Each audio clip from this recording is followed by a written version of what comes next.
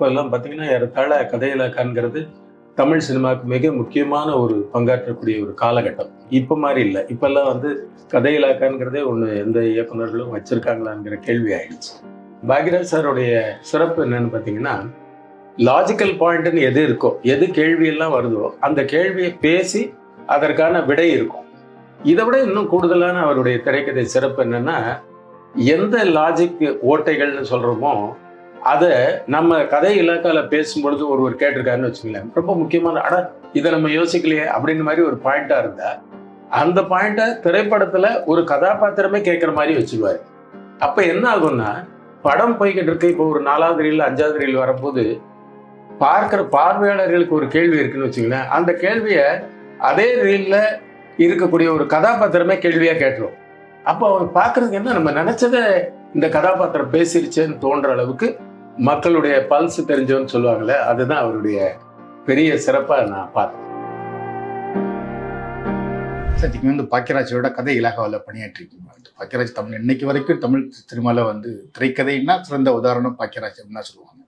So அவர்கிட்ட பணியாற்றினப்ப ஒரு திரைக்கதை எப்படி உருவாகுது அது சொல்லுவாங்க. அவர் திரைக்கதை மன்னன்கிறது எல்லா தமிழகமே அறிஞ்ச ஒரு விஷயம். நான் போய் நான் எம்ஏ தமிழ் படிச்சுட்டு பத்திரிகையுடைய பின்புலத்தோட நான் போய் அவர்கிட்ட உட்காரும்போது அவருக்கு ரொம்ப மகிழ்ச்சி என்னைய. நாங்கள் அந்த கதை இலக்கால அவருடைய இதில் அப்போல்லாம் பார்த்தீங்கன்னா, ஏறத்தாழ கதை இலக்கான்ங்கிறது தமிழ் சினிமாவுக்கு மிக முக்கியமான ஒரு பங்காற்றக்கூடிய ஒரு காலகட்டம். இப்போ மாதிரி இல்லை. இப்போல்லாம் வந்து கதை இலக்கான்ங்கிறதே ஒன்று எந்த இயக்குனர்களும் வச்சுருக்காங்களாங்கிற கேள்வி ஆயிடுச்சு. அப்போ அது ரொம்ப பெருசாக இருக்கும். ஏறத்தாழ பார்த்தீங்கன்னா, ஒரு 15 பேர் ஒரு கதைக்கு விவாதத்துக்கு உட்காருவாங்க. சாதாரணமாக உதவி இயக்குனர்களும் கதை இலாக்காவை சேர்ந்தவங்களும். இப்போ நீங்கள் அவருடைய மிகப்பெரிய அறையாக இருக்கும். அந்த அறைக்குள்ள உட்கார்றதுக்கே இடமில்லாத ஒரு மாநாடு, ஒரு சிறிய மாநாடு, ஒரு மாதிரி இருக்கும் அந்த கூட்டம். அப்போ கதைகளை அவங்க வந்து ஒவ்வொரு பகுதியாக ஒவ்வொரு இடமா விவாதித்து அதை மெருகேற்றி கொண்டு வரதெல்லாம் பார்க்கும் பொழுது, ஒரு திரைப்படம் வந்து 100 நாட்கள், 200 நாட்கள், 300 நாட்கள் ஓடினதுக்கு காரணம் என்னன்னா, அந்த கதையை அவர்கள் தேர்வு செய்வதற்கும் அதை மிகச்சரியாக செப்பனிட்டு முடிவு செய்யறதுக்கும் அவங்க எடுத்துக்கிட்ட நேரம் பார்த்தீங்கன்னா, 1 வருடத்துக்கு மேல அந்த கதையின் மேல விவாதம் இருந்திருக்கு.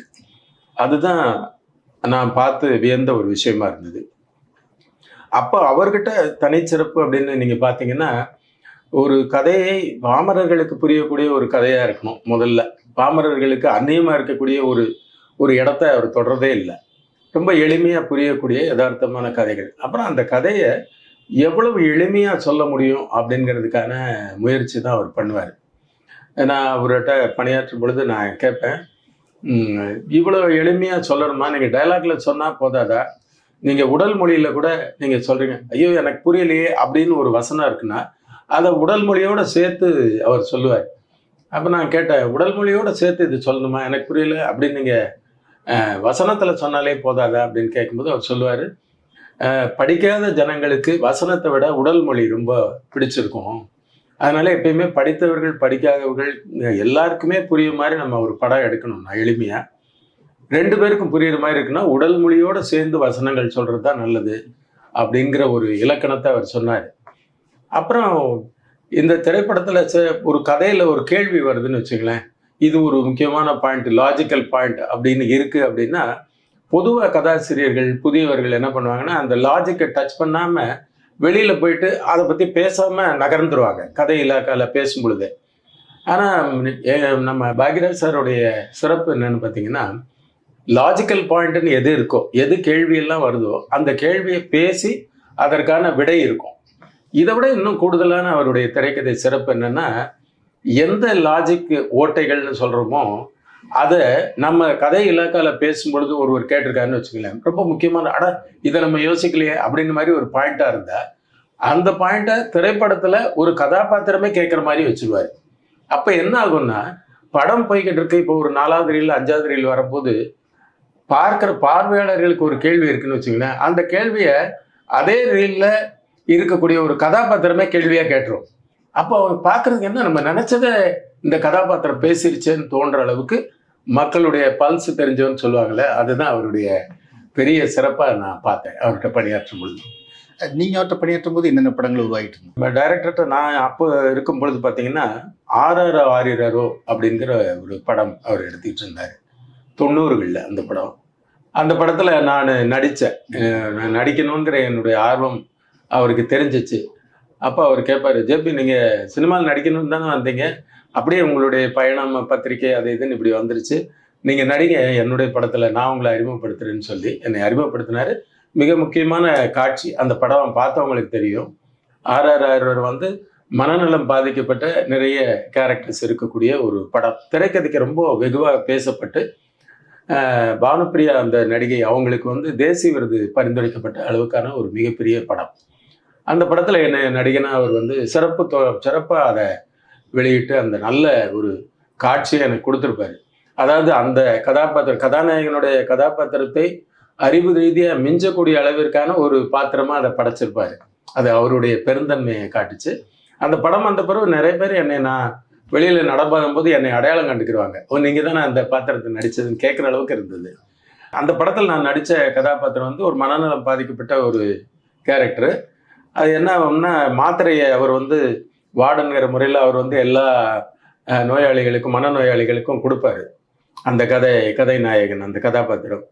இப்போ பாக்யராஜ் சார் வந்து எல்லாருக்கும் கொடுத்துட்ருப்பாரு. அப்புறம் கடைசியாக என்கிட்ட வந்து அந்த மாத்திரையை கொடுப்பாரு. மாத்திரையை கொடுக்கும்போது அவர் என்ன பண்ணுவார், மாத்திரை எடுப்பார். உடனே நானும் மாத்திரை எடுப்பேன். அந்த மாத்திரை எடுத்த உடனே அவர் வாயில் போடுவார். உடனே நானும் வாயில் போடுவேன். அவர் தண்ணி எடுத்து குடிப்பார், நானும் தண்ணி. அதாவது அவர் என்ன செய்கிறாரோ அதை திருப்பி செஞ்சுக்கிட்டே இருப்பேன். அப்போ இவர் என்னை ஏமாற்றி அந்த மாத்திரையை சாப்பிட வைக்கிறதுக்கு இது ஒரு டெக்னிக்காக அவர் பண்ணுவார். அப்போது தண்ணி குடிச்சிடுவேன். தண்ணி குடித்த உடனே மாத்திரை உள்ளே போயிடும், அவருக்கும் உள்ளே போயிடும். முடிஞ்ச உடனே 2 பேரும் ஒருத்தர் பார்த்து சிரிப்போம். அப்போ ஆடியன்ஸுக்கு என்ன தோணும், இப்போ நல்ல லாவகமாக அவர் வந்து மாத்திரையை சாப்பிட வச்சுட்டாருங்கிற மாதிரி ஆகும். அதுக்கப்புறம் அந்த கதாநாயகன் என்ன பண்ணுவார்னா, மாத்திரையை மடைச்சி வச்சுருந்த மாத்திரையை எடுத்து கையில் காமிச்சு, பாரு உன்னை எப்படி ஏமாற்றி மாத்திரையை கொடுத்துட்டேங்கிற மாதிரி அவர் காமிப்பார். உடனே அந்த பாத்திரமாக நடித்த நானும் உள்ளே இருந்து அந்த மாத்திரையை மறைச்சி வச்சுருந்த மாத்திரையை நைஸாக வாயிலிருந்து வெளியில் எடுத்து, நானும் உன்னை ஏமாற்றிட்டேன் பாருன்னு காமிப்பேன்.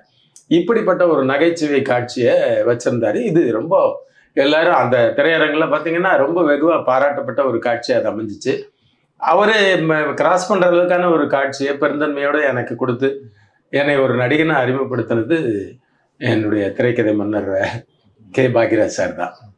சார், அவரோட ஒரு கதை எப்படி உருவாகுது அப்படிங்கிறத பார்த்த மாதிரி இந்த படத்தில் நடித்தது மூலமாக அவர் எப்படி இயக்குறார் அப்படிங்கிறதையும் நீங்கள் பார்த்துருப்பீங்க. ஆமாம் ஆமாம். ஸோ அந்த படப்பிடிப்பில் அவர் இயக்கத்தில் நடித்த அனுபவம் எப்படி இருந்தது? ஆமாம். இப்போ நான் என்னை மாதிரி தொடக்க காலத்தில் நடிகனாக வரணும்னு நினச்சி அப்புறம் திரைப்படத்துறைக்கு வந்த எனக்கு ஒரு மிகப்பெரிய நடிகராக அன்னைக்கு வந்து பார்த்திங்கன்னா ரொம்ப டாப்பில் இருக்கக்கூடிய நடிகராகவும் டாப்பில் இருக்கக்கூடிய திரைக்கதை ஆசிரியரும் இயக்குனராக இருக்கக்கூடிய பாக்யராஜ் சார் அவர்கள் நடிச்சுக்கிட்டே டைரக்ஷன் பண்ணுறதுங்கிறது பெரிய பலுவான ஒரு வேலை.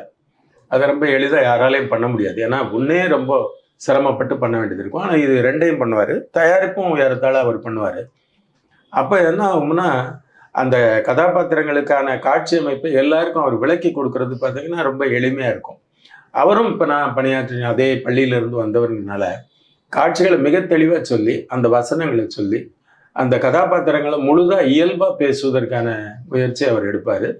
தன்னை மட்டும் இல்லாமல் மற்றவர்களையும் அதே மாதிரி எளிமையாக அந்த பாத்திரங்களில் கலந்துக்கிற மாதிரி பண்ணிட்டு, அதுக்கப்புறம் டைரக்ஷனில் முத்திரை தரக்கூடிய அந்த திரைக்கதை முடிச்சுகள், அதை அவர் விடுவிக்கக்கூடிய பாங்கு, அதெல்லாம் ஸ்கிரிப்ட் ரைட்டராக அவர் வச்சிருக்கிற மேஜிக் எல்லாம் ஒவ்வொரு இடைவேளையில் ஒரு மேஜிக். அவர் தான் இடைவேளையில் ஒரு திருப்பத்தை ஏற்படுத்துறது, இடைவேளையில் வெளியில் வந்து அந்த கதையில் இப்படி ஒரு இடைவேளை கொடுத்தா என்ன பண்ணுறதுன்னு எல்லா ஆடியன்ஸையும் யோசிக்க வச்ச ஒரு கதாசிரியர் தான் பாக்யராஜ் சார் தான் சொல்லணும். ஏறத்தாலும் அவர் படத்தை பார்த்துட்டு இன்டர்வல்ல வெளியில் வந்தவங்க பாப்கார்னையும் ஐஸ்கிரீமையும் எல்லாம் வாங்கி சாப்பிட்டுட்டு அவரை போலவே கதையிலாக்கா மாதிரி எல்லாரும் பேசிக்கிட்டே இருப்பாங்க. இதுக்கப்புறம் எப்படிடா எடுத்துகிட்டு போவார் இவர் கதைங்கிற மாதிரி. அந்த திறமை அவர்கிட்ட இருந்துச்சு.